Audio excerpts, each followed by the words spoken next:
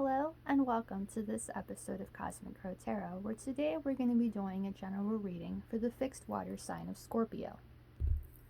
Before we get to the actual reading though, I'd like to take a few moments to talk about the astrological correspondences to the fixed water sign of the Zodiac. Starting with this card right here in the center, that has the picture of the scorpion, although we do see that the name down here says Scorpius, so there is a chance, this isn't the exact card for Scorpio, but I really feel like it is just a different name for just changing the last words a bit. You can see the constellation for the sign of Scorpio right here, and the picture of the scorpion, which is the zodiac connection to it. Like Taurus is the bull, Aquarius is the ant or water bearer, Sagittarius is the centaur. You get the idea. And we have questions up here, which is what I really like about this deck. It's from the Stories Oracle by the 8th house, by the way. There's the box right there. And I'll leave a link down in the description to purchase it if you want to add this own deck to your own collection. The question we see up here asks, what if the darkest and most mysterious parts of ourselves are also what makes us the most alive? So that's the question right here, since it's hard to read in the video.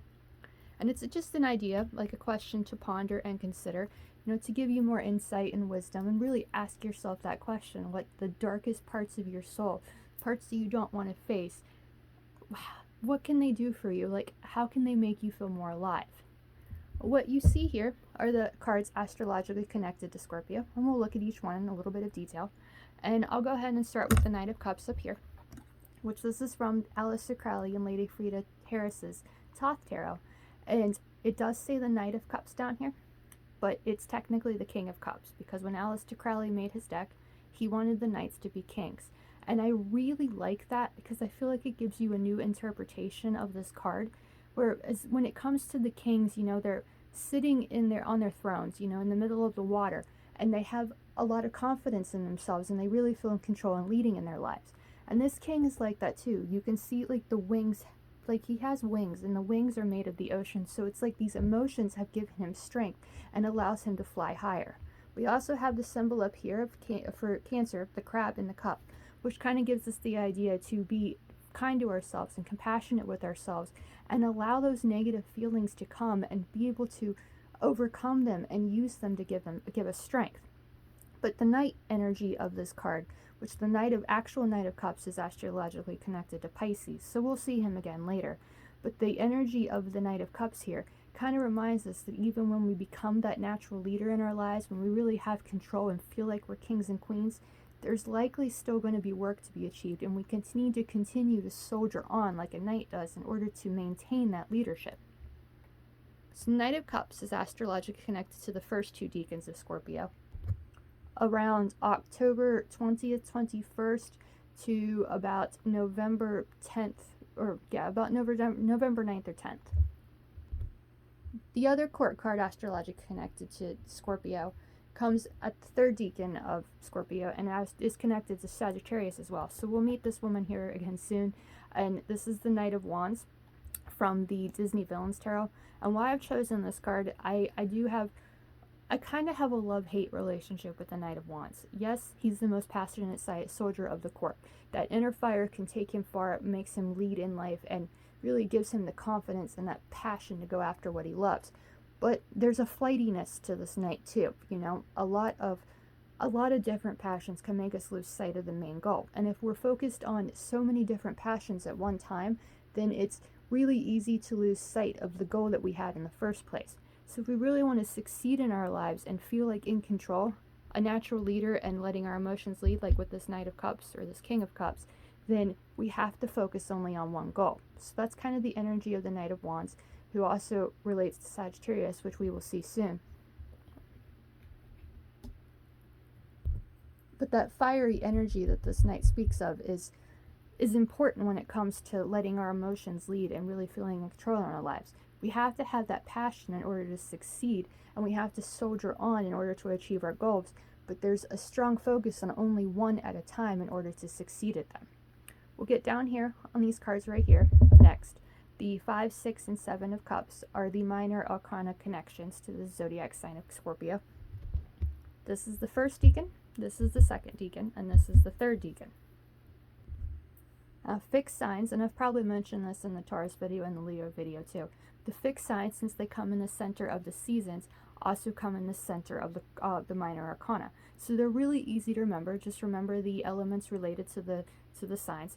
Like water relates to cups, so the fixed water sign of the zodiac will come in the middle, starting with the 5, about October 20th to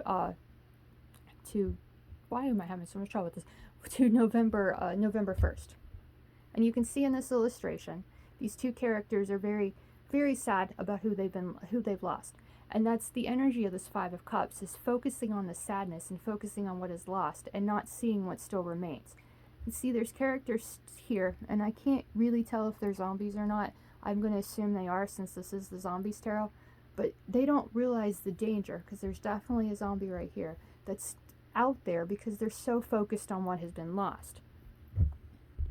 So we can think of this card and remember this card this way, is like about October, when it begins, what is about October 20th, that's when fall really starts to occur. We start seeing the trees die and them losing their leaves, and sadness kind of really starts to come in. So there is that dark energy there, that sadness of, wow, I miss summer, I miss those good times, and you focus a lot on that death and sadness. The 6 of Cups follows next, which is a card of fondly, or maybe not fondly, remembering the past. Now, this card comes from the Shadowland Tarot, and the reason I've picked this card for this is because the second decan of Scorpio is about November 1st through November 10th, and it really starts to make you think about Thanksgiving and sharing with your family, and just remembering the good times of the past and getting ready for Christmas and stuff like that, like really starting to consider that and reflecting on where you've been. So that's a lot of the energy of the 6 of Cups, and it's a 6, so it does relate to self-reflection and remembering those past times in order to use them to make the best of the present and move forward with confidence. The 7 of Cups is the card astrologically connected to the 3rd decan of Scorpio, about November 10th or November 11th to November 20th, and this is from the Shadow of Oz Tarot, and is a card of a lot of different choices and not knowing which choice to make. Like very emotionally fulfilling choices, but some of them might be real and some of them might be too good to be true. I love this illustration because it actually refers back to the 6 of Cups and remembering your childhood. This is not a happy memory for me. When I first watched the movie Return to Oz, this scene freaked me out so much that I still remember it to this day. This witch could change her head, make the choice to change her head to whatever she wanted it to be. I love The Wizard of Oz. The Wizard of Oz is probably my favorite movie of all time, but that Return to Oz movie freaked me out significantly. It was not only this witch that was able to change her head, it was also the dudes that had the wheels as their hands and legs. Like that kind of movement, just like I'm remembering it now, and it's still slightly terrifying to me. But that energy of the 5 of Cups, 6 of Cups, and 7 of Cups shows once you've let go of the past, like you've stopped letting that painful past control you and learn from it, like reflecting on it to learn the lessons that are there to learn or to appreciate what it had to share with you, then you are able to make better choices and know what choices are best for you. That leaves us with only one single card, which is the Major Arcana card, astrologically connected to Scorpio. Scorpio, your card is Death. Death is the Major Arcana card related to Scorpio, and I've chosen this card from the Light Seers because it shows the true possibility and potential of death. It's not the end, it's a new beginning. Something has to come to an end in order to see what is still available. So that's why it says death and rebirth down here, because every ending moves to another beginning. I mean, if we're honest, we don't know what happens when we die. We have an idea, we have faith about what might occur, but the truth of the matter is we don't really know. We just have to let things come to an end and believe in the good and positivity of what still remains and what is about to begin. And death for Scorpio, as I said, it's the fixed water sign of the zodiac, and is in the middle of fall or autumn for us, and a lot of times in the northern hemisphere we can actually see it more. But that whole nature is coming to an end. Nature is is essentially dying until it comes back alive next spring with Aries. So there's a lot of things dying, but at the same time, it could be our own doubt and insecurities that are dying. So we can really learn from the past and reflect and use those months, the cold winter months, in order to make the best of our lives moving forward. So that is the look at the astrological correspondences with Scorpio. And now we'll get these cards out of the way and we'll see what the cards have to share with you, shall we, Scorpio? The deck we'll be using for your reading, Scorpio, is the Edgar Allan Poe Tarot by Rose White and illustrated by Eugene Smith.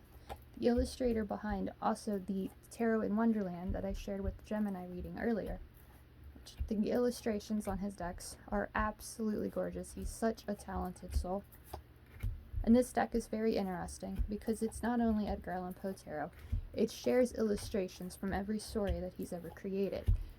I don't honestly remember. I have read on Mom. I have a giant book that is all of Edgar Allan Poe stories because I love his work. It's so dark and mysterious and brooding. Kind of reminds me of Scorpio, to be honest with you. I've only met a few, and the ones I've met kind of do let their emotions overcome them at times. But they're still so able, and you're so able and capable of using those emotions to really, truly lead in your life. We're not asking anything specific with these cards. Just a generalized reading of whatever your guides want you to know. And as I do this, I always thank the deck for allowing me to have a voice, and it speaks to me, and I'm able to use that voice to speak to you. And I greatly appreciate that. The reason I shuffle this deck like this, which if you've watched my videos up to this point, or any of them, this is how I shuffle all my decks. The cards are rather flimsy. This is one of my flimsier decks. You can see it bending like that. And so they become very warped and perhaps bent. And so that's why doing it this way, they still stay all nice and collected, and we can kind of get our energy in there and really think about what we're asking. Which there's nothing specific, but we do have the energy of Scorpio here, which I'll share the crystals with you in a moment. You know, just way to connect with the deck more and really think about what we're wanting to ask about. Now, they are connected to stories, but it's been a really long time since I've read the books. Then I'm just going to share the interpretations of the cards and not really go into the story aspects of them. So there we have the deck shuffled. We've already got it cut into threes, so we just have to simply set them on top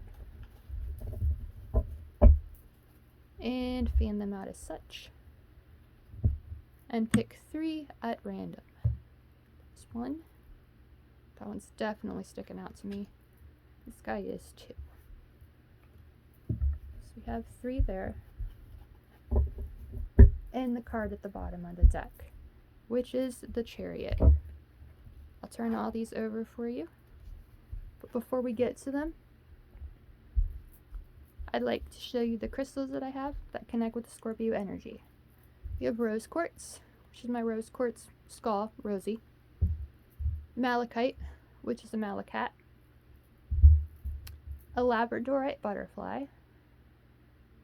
I just take a moment to appreciate the iridescence of this labradorite. That's one of the most beautiful crystals I've ever come across, and I just love that way that it transfers to blue. We have aquamarine, chrysocolla,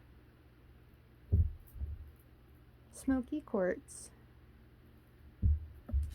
Apache tears, which I never separate these. They always seem to go together, and that's why I want them that way, and chariot.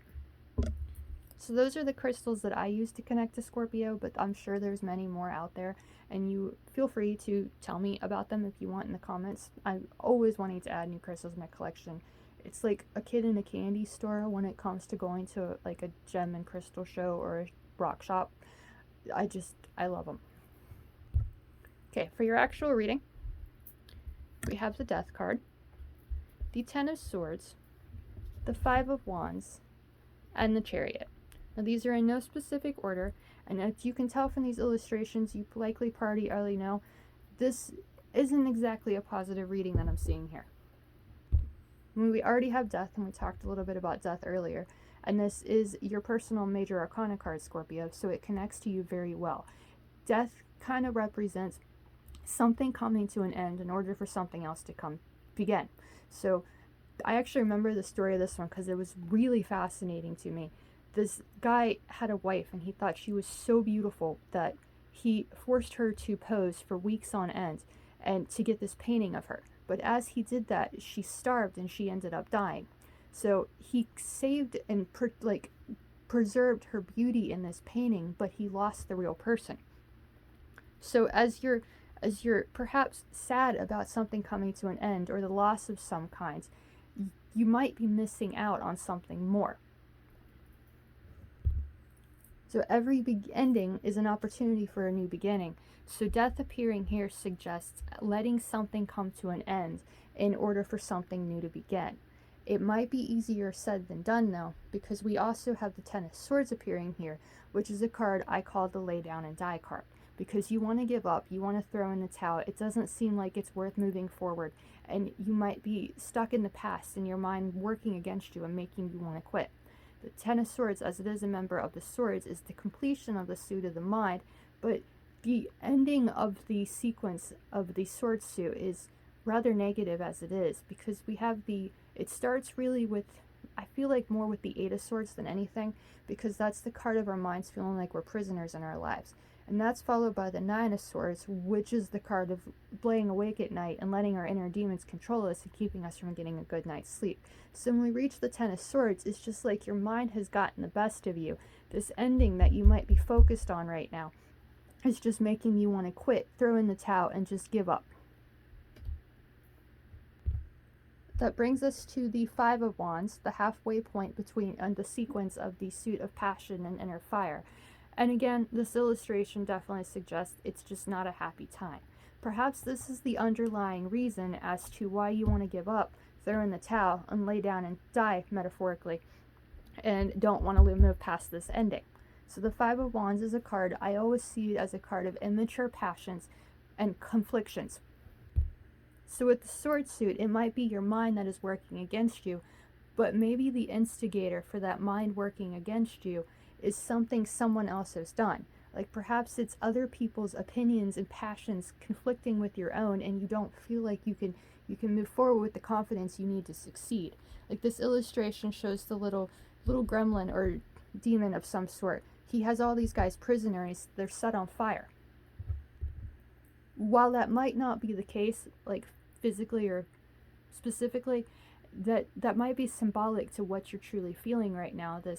Well, everybody else is against me. Their passions are far more important than my own. And I don't know how I can move forward with the confidence I need to really overcome this and start that new beginning that awaits me. Because a lot of times when our minds work against us, it's because of some other seed of information that someone has put in our heads. So this Five of Wands might suggest that, but that energy of the five, it relates to change and transformation. So once we believe in ourselves and have the confidence to move forward, we can change our lives and transform it into something that we truly love. Learn from the past, reflect on the past, and don't let the opinions of others keep you from making the best of your own life.